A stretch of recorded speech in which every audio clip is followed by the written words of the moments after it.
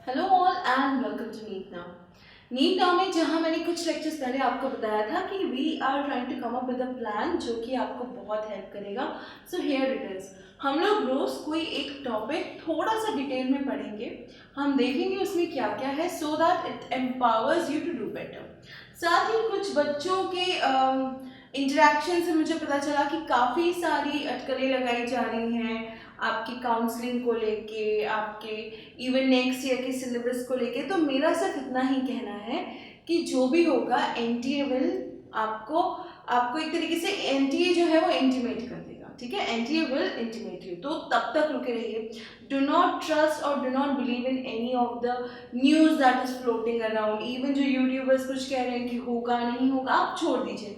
अगर एनटीए ऐसा कोई भी कदम उठाएगा दे विल मेक श्योर कि आपको पता हो। बहरहाल आज जो हम एक टॉपिक पढ़ने जा रहे हैं वो है द लिविंग वर्ल्ड से व्हाट इज लिविंग, यानी कि लिविंग क्या होता है। अगर मैं लिविंग वर्ल्ड की बात करूं, हमारे आसपास की दुनिया, हमारे आसपास जो इतने सारे प्लांट्स हैं, ऑर्गेनिजम्स हैं, जिस अर्थ पे हम रहते हैं, सर्वाइव करते हैं, तो वहाँ पे बहुत सारे, एक तरीके से हम बोलते हैं this is my world. What is world in generally, आप अपने प्लैनेट अर्थ की बात करें, but the living world comprises of the things, ठीक है, एंड द लिविंग बींग्स, यानी कि कुछ नॉन लिविंग थिंग्स भी हैं और कुछ लिविंग थिंग्स भी हैं। तो आज हम जो बात करने जा रहे हैं वो हम बात करेंगे कि लिविंग क्या होता है। लिविंग यानी कि हम जैसे फील करते हैं, हम जैसे होते हैं, साथ ही और ऑर्गेनिजम्स, प्लांट्स। तो इस तरीके से आप ये कह सकते हो कि ये लिविंग है। बट कोई ना कोई कैरेक्टरिस्टिक्स होंगी ना जो डिफाइन करती होंगी कि लिविंग क्या होता है। कुछ ऐसी पेक्युलैरिटीज होंगी, कुछ कैरेक्टरिस्टिक्स होंगी जो ये पर्टिकुलरली बताती है कि ओके, अगर ये कैरेक्टरिस्टिक प्रेजेंट है तो this is definitely a living being. इसको हम कहेंगे डिफाइनिंग प्रॉपर्टी ऑफ लिविंग। अगर हम बात करें व्हाट इज लिविंग की, तो सबसे पहले व्हाट इज डिफाइनिंग प्रॉपर्टी, यानी कि अगर वो कैरेक्टरिस्टिक, वो प्रॉपर्टी अगर किसी पर्टिकुलर इंडिविजुअल में प्रेजेंट है तो नो डाउट ही और she is a living individual. ठीक है, ऐसे में हमारे पास 5 अलग अलग प्रॉपर्टीज हैं which are growth, reproduction, metabolism, cellular organisation और आपका कॉन्शियसनेस। तो हम इनको डिटेल में देखेंगे कि इनमें से कौन कौन सी डिफाइनिंग प्रॉपर्टी है और कौन सी नहीं है। क्लियर? तो सबसे पहले हम बात करेंगे ग्रोथ की। What is growth? बढ़ना, आगे बढ़ना। ठीक है, ग्रो यानी कि बढ़ो, राइट। अब अगर आप देखते हैं कि एक जब आप छोटे बेबी थे, आपको किसी ने तब देखा और 10 साल बाद कहेंगे तो बड़े मुस्कुराते कहते अरे बेटा तुम तो बड़े हो गए, राइट। तो दिस इज ग्रोथ। आपकी हाइट बढ़ी, आपका वेट बढ़ा, you increase in your length, तो उन्होंने कहा आप बड़े हो गए। तो यही तरीका होता है। जनरली हम लोग जो पैरामीटर्स लेते हैं, ठीक है, वो होते हैं increase in mass and increase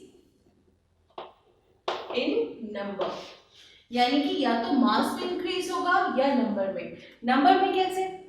amoeba की बात करें, डॉटर सेल फॉर्म होगा, ग्रोथ हो रही है, नंबर में इंक्रीज हो रहा है।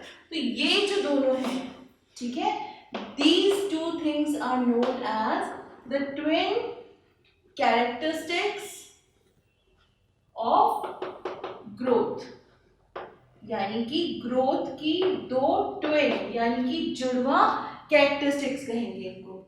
अब अगर हम बात करें ग्रोथ की तो सेल डिवीजन की भी बात कर लें। सेल डिवीजन जो होती है प्लांट्स में कंटिन्यूस होती है। हमारे अंदर भी कुछ टिश्यूज में कुछ सेल्स जो लॉस्ट हो जाते हैं या जो जैसे चोट लग जाती है, आपने देखा होगा स्किन पे चोट लगती है, वहां पे धीरे धीरे फिर से स्किन आ जाती है। So this is continuous.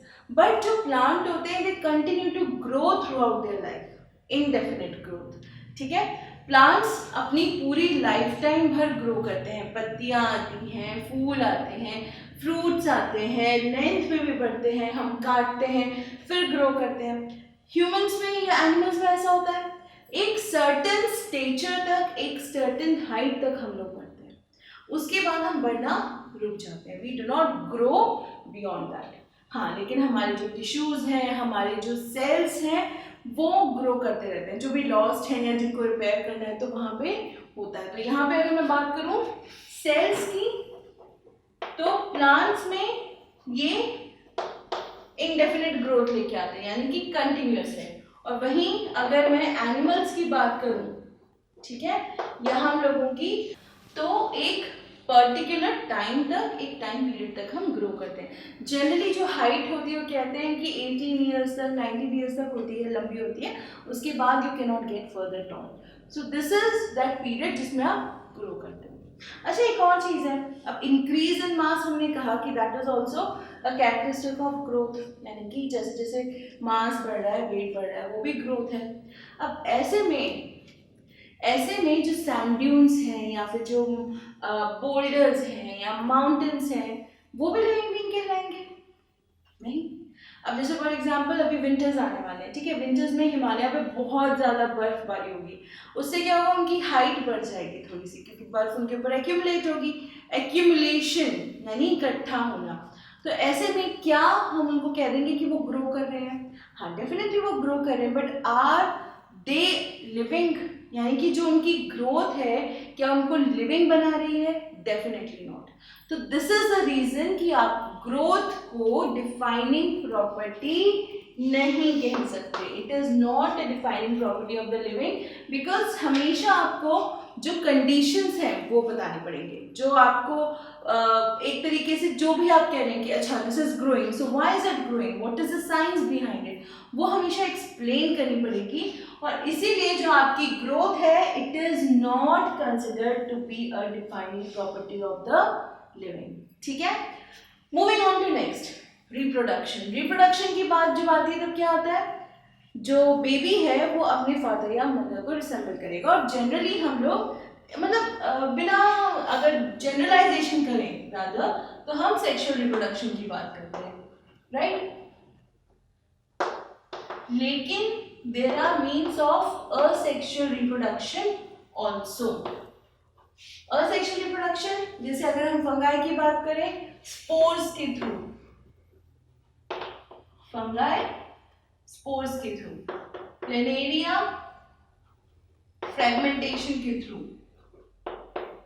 Right? तो ऐसी बहुत सारी स्पीशीज हैं जो अलग अलग मीन्स के थ्रू होते हैं। जैसे लोअर ऑर्गेनिजम्स की अगर बात करें, यीस्ट और हाइड्रा की, राइट, तो वो बडिंग के थ्रू मल्टीप्लाई करते हैं। इसके थ्रू बडिंग। बडिंग क्या होती है? आपने कैक्टस देखा है?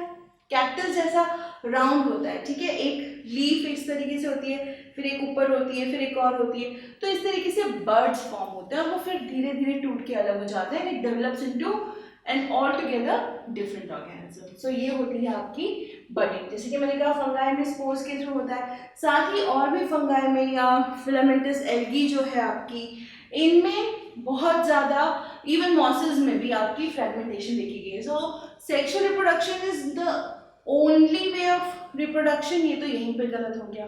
असेक्सुअल वे ऑफ रिप्रोडक्शन भी है, बट कुछ ऑर्गेनिजम्स ऐसे हैं, ठीक है, जो आपके रिप्रोड्यूस नहीं करते, जैसे कि जो आपके मेल बीज होते हैं, ठीक है, या फिर म्यूल्स होते हैं, या फिर स्टेराइल इंडिविजुअल्स होते हैं, इवन ह्यूमन बीइंग्स में।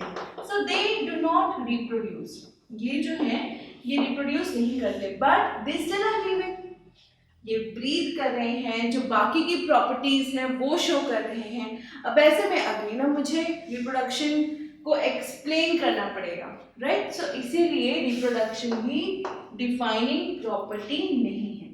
साथ ही अगर हम रिप्रोडक्शन की बात करें तो एक चीज और, ग्रोथ और रिप्रोडक्शन, यूनिसेलुलर एनिमल्स की अगर मैं बात करूं तो दीज आर सिनोनिमस, राइट?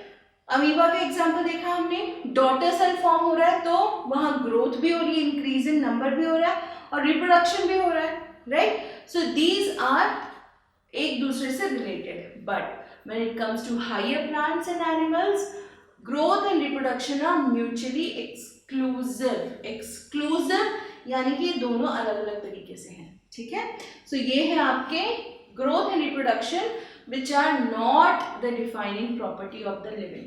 अब हम बात करेंगे मेटाबॉलिज्म की। मेटाबॉलिज्म क्या होता है? मेटाबॉलिज्म होता है आपका कैटाबॉलिज्म एंड एनाबॉलिज्म का सम।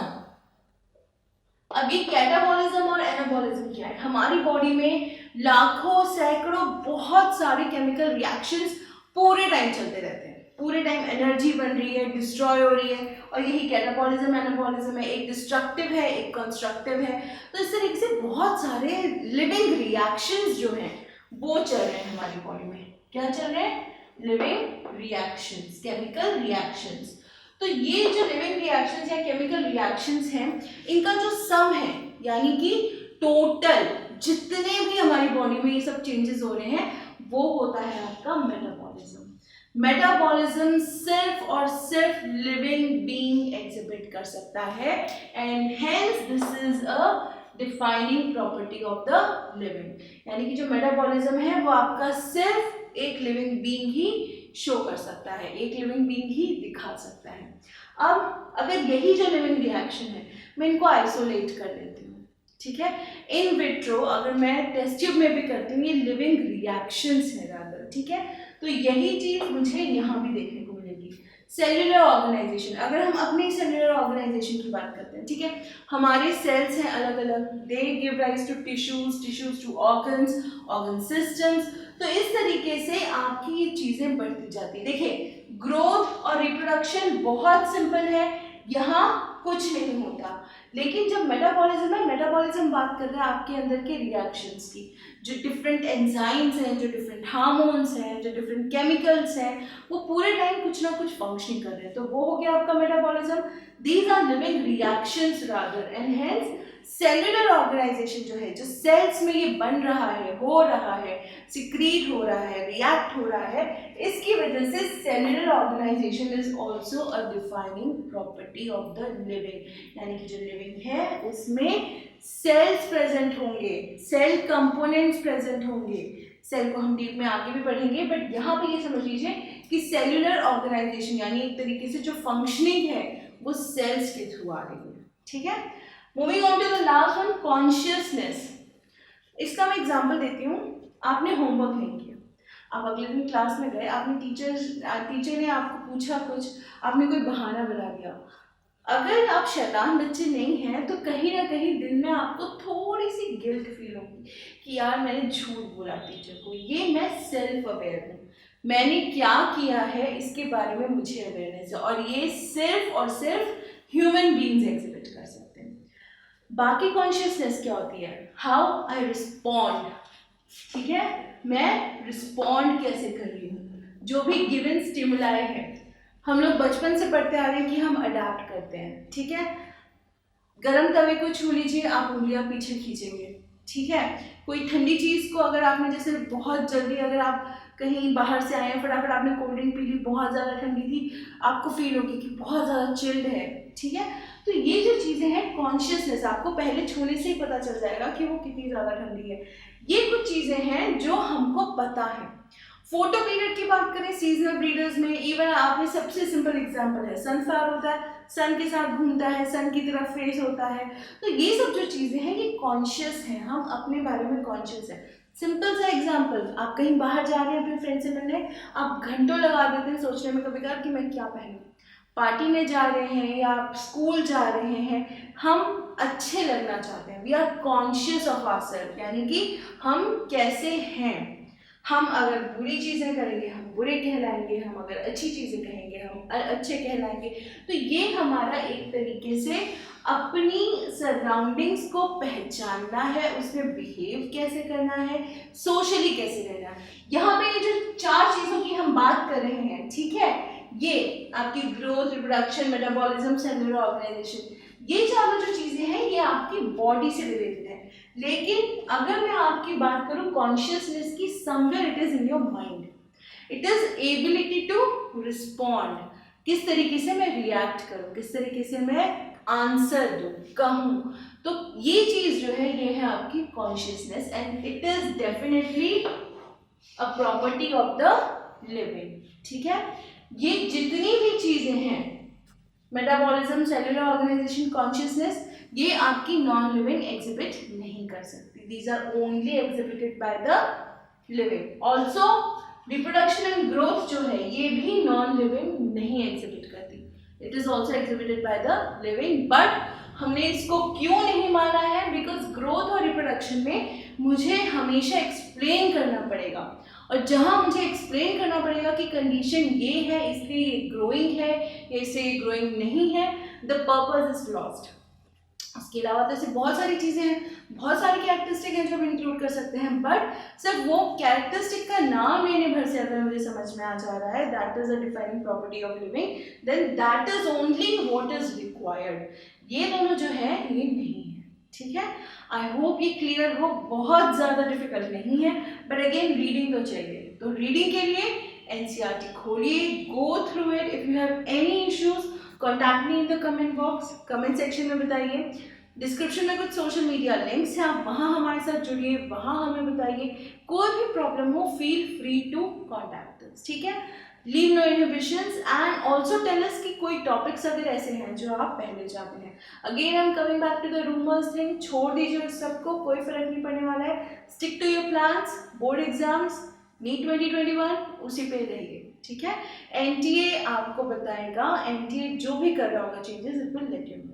So don't just worry about it, उसके बारे में फालतू सोचने में टाइम वेस्ट मत करिए। Clear? So today we have seen what is living, tomorrow we will see another topic from the living world itself, और हम एक और टॉपिक धीरे धीरे कवर करेंगे। आज मैं चाहती हूँ आप इसको पढ़ लें, आराम से नोट्स बना लें and just concentrate on study, ठीक है। साथ ही सब्सक्राइब कर लीजिए चैनल, क्योंकि जैसे जैसे हम आगे बढ़ेंगे और नए नए टॉपिक्स में इंक्लूड कर दी जाऊंगी, तो बेल आइकन प्रेस कर लीजिए ताकि नोटिफिकेशन आ जाए। Clear? So this is Mridulika signing off. I hope you understood. कोई प्रॉब्लम हो डू रिपोर्ट, ठीक है। Keep studying, stay safe and take care.